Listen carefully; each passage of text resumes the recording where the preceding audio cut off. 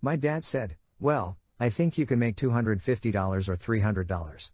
And that's just starting, Stan. I'll see that you make more than that before long. Stan said, well, I don't think I can do that. I'm making $550 now, teaching. My dad said, a week? Stan's eyes got wide, and he said, a week? Goddamn. It's $550 a month I'm making now. Stan always talked loud because he was half deaf. He'd use that as an excuse, too. Oh, I'm sorry, I didn't hear you. 4 of Stan's favorite words were, I didn't mean to, as in, I didn't mean to take your head off clotheslining you. Stan was smart, though, because he always saved every dollar he ever made from wrestling. Hanson wore tennis shoes all the time. For 4 years, he wore the ones they had issued him at West Texas State for nothing, until they had holes in them and were the most god-awful smelling things you ever smelled in your life. Virgil Runnels was another West Texas boy who became a big name in wrestling as Dusty Rhodes. I met Virgil playing football. Virgil was a good linebacker, about 220 pounds at that time. He could move, too. That son of a bitch could play ball. Truth is he was a better baseball player than anything else, but he was an all-around great athlete. There was only one problem, he couldn't talk. I swear, you youth couldn't understand a word he said. My future father-in-law had a filling station in town, and he had this idiot working for him, Virgil. One day, Dusty was working there, and I drove up in my 1965 Galaxy, the first new car I'd ever bought. I'd spent $3,200 on it. As he filled up the tank, Virgil said, Ty, Tui, I'd youth dream about a car like this someday. If I could youth get a car like this, it would be though ff fine. As good an athlete as he was, he couldn't get into wrestling here. We wouldn't train him. We didn't have anything against him. It was just that guys would get interested in the business because of how it was portrayed here and its popularity. We had just started Bobby Duncan off when Dusty wanted in, and we didn't want it to seem like it was that easy for guys just to come in and start wrestling out of West Texas State. But to Dusty's credit, he found his own way into the business. Dusty went up to Pittsburgh, told the promoter he had worked for the Funks in Amarillo. They were having some kind of bullshit world title match, and the promoter put Dusty in as the challenger, even though Dusty had left his gear. Of course, the truth was, he had no gear. At the end of the night, the promoter gave Dusty his $10 payoff, and Dusty wanted to know where the rest of the money was, since he'd been in a world title match and all. It didn't matter to him that there were only 150 people there. Then Dusty turned that into a chance to work in Detroit, for promoter Ed Farhat, who also wrestled as the Sheik. He came back down here and said, Tui, I've been working for the Sheik. He pointed to a bunch of scars on his forehead. Well, I wasn't so sure he had been wrestling for the Sheik. He went into the dressing room, but nobody would talk to him. I went in first and told the guys, hey, we're letting this guy into the dressing room, but we're not sure he's smart to the business, so watch what you say around him. Dusty went in, pulled up a chair and sat down, and no one said a word to him. But when we got word from the Sheik that Dusty had wrestled for him, it was like the arms opened up, and he was welcomed into that fraternity. He was a living testament to the will of guys who truly wanted into the business. He made his own way in and became a tremendous box office attraction. The mystique of the business was that we hardly let anyone into it. If you got in, you were accepted in, but we let very few of them in. Some didn't really want in, they just wanted to prove a point. It never went well for those guys. One time, while I was in college, there was a guy who said he wanted in the business. He said he'd been an amateur wrestler and was a tough guy. My father told him to come to the arena, and if he could beat me, then he could be a wrestler. Sadly, he decided to bring his wife and daughter to his tryout. They sat in the front row and watched as I beat the living hell out of him and just made a fool out of him. He ended up busted open and blown up, and his wife and daughter were crying by the time it was over. I really was dejected afterwards, because it had taken place in front of his wife and daughter. But my father told me, Harry, don't feel bad. That guy brought his wife and daughter for only one reason, to show what fools we were. I had never looked at it that way, but my father was right. That man had wanted to ridicule professional wrestling. Once that sank in, I didn't feel bad for the guy anymore. Another guy we refused to break in was one of my football opponents in college. Bob Wyndham, who became known as Blackjack Mulligan, was a big kid from Odessa, Texas. He used to hang around the back row of ringside at the wrestling shows and say, man, I wish I could get into the wrestling business.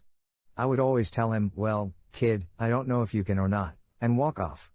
I had played against him when he was playing for the University of Texas El Paso. We beat their asses that year, too. We didn't end up breaking him into the business, But he did what Dusty had done. He went around until he found a small promoter to give him a shot, and he worked himself into the business. You might think we were too picky about who we let in, but that's one of the things that's wrong with the business today. If you have $500 and give it to someone with a wrestling school, then boom, you're a wrestler. It used to be something of a process, not just in wrestling moves, but in some sense of respect for your business and the people in it. Mulligan actually had some success, especially as part of the Blackjacks tag team with Blackjack Lanza in the AWA and Indianapolis areas. Lanza had a very distinctive look, which Mulligan came to emulate: slick black hair and a handlebar mustache, wearing a black cowboy hat and vest. Lanza drew a lot of money in the business, despite not having any kind of incredible physique. And then there was Bobby Duncan, another West Texas player and future pro wrestler. I knew Bobby because he and Dusty Rhodes would sit in the bleachers every Thursday night for the matches. Every week, they sat in the same seats week after week, for years. We knew they wanted into the business, and we ended up breaking Bobby in. He certainly had that wandering spirit a wrestler has. When the school had the football players answer a questionnaire, Bobby answered the question about what he wanted to do when he graduated like this: I want to be a truck driver, so I can see the world. Well, he did end up getting to see the world, but not driving a truck. When Bobby Duncan first got into the business, we stretched him. That's just the way it was done. We knew Bobby needed to be in the business when we put a hold on him, really sank it in and asked, "Now, Bobby, do you feel that pressure?" He'd say, "Yes," as calmly as you please. "Does that hurt, Bobby?" "Yes," just as calmly. That was all the emotion you were going to get out of that tough-ass bastard. After Bobby had been in the business for about 6 months, we decided to try to give him a push in Albuquerque, so he could make a little money there. One of Bobby's first opponents was Spaceman Frank Hickey, a bulbous wrestler who was out there, and who traveled around doing jobs. He was wrestling Bobby in Albuquerque, and we wanted to give Bobby a spectacular finishing move. We decided he would leap off the top rope as high as he could, and then land with one leg on the mat and the other foot on the guy's head. It was a great move for an agile 180-pounder.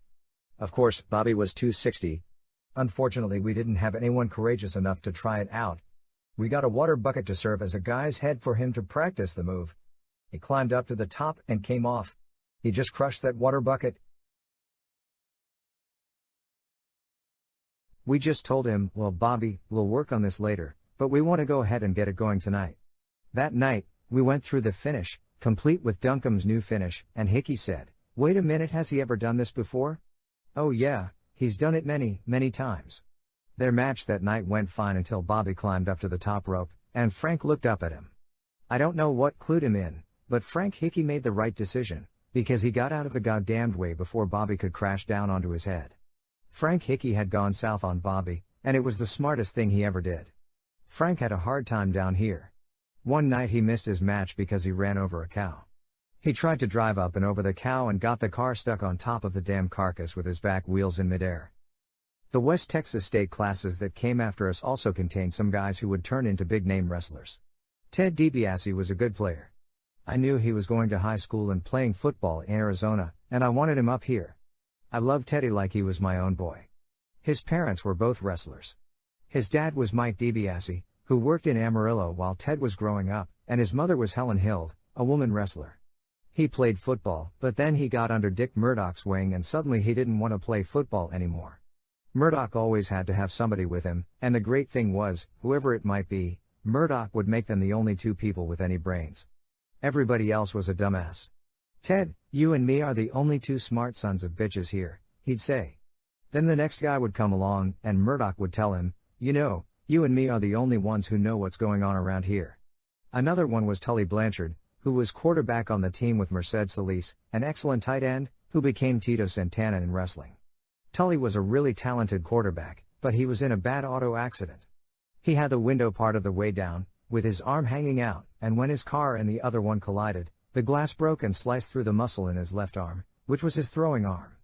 I don't know if Tully was good enough to go pro, but I do know he would have won a lot of collegiate passing records had his career not been cut short. He would have had a chance at the pros at the very least. Tully was a great athlete, and I think his success in the wrestling business was a testament to that, because he was a small guy by wrestling standards. Tully had a cockiness about him, and I guess I've never met a quarterback who didn't have that. Back then a quarterback had to have that confidence because the quarterback was often the one calling plays on the field. Tully was able to translate that natural confidence into a successful persona in wrestling. A guy who didn't go into wrestling, but who became one of my dearest friends, also went to West Texas State a few years behind Stan. Ted Dibiase was the one who brought John Ayres out to the house. My first thought about John was, what a big goof, but I liked him from the first time we met. He was just a big, South Texas boy, as country as he could be, and he didn't give a damn about much besides playing football. He didn't care much about getting grades, although he had a great mind. He'd been at the University of Texas and was doing great as a player there, but he finished up his freshman year with something like a -4 grade point average or something like that. As I got to know him, I saw that this goofy country boy could run a beat a hell of a lot better than I could on a piece of metal when welding. That goofy country boy could figure out millimeters and make them match on the welding projects he did. He could build anything. That goofy country boy could start out with a pile of metal and have a horse trailer at the end of 3 weeks, which is more than I could do. He could also shoot a gun a hell of a lot better than I could. In the back of his mind, John knew what he wanted to do the whole time.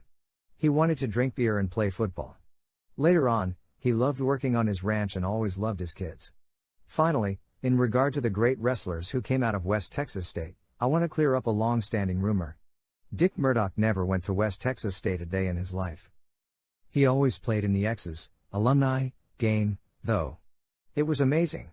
He just proclaimed himself an alumnus, and no one ever checked him on it. To make things even better, he was the defensive coordinator every year.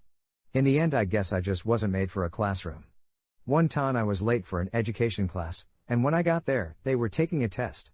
I looked over and didn't know what it was, so I just decided to copy the whole damn test off the girl sitting next to me.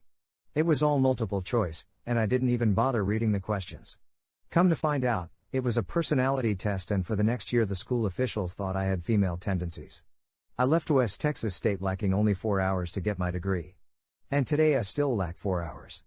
I might have stayed, but I'd had a taste of the wrestling business from working in my father's territory for a few months, and in 1966 I had a chance to go wrestle for Eddie Graham in Florida.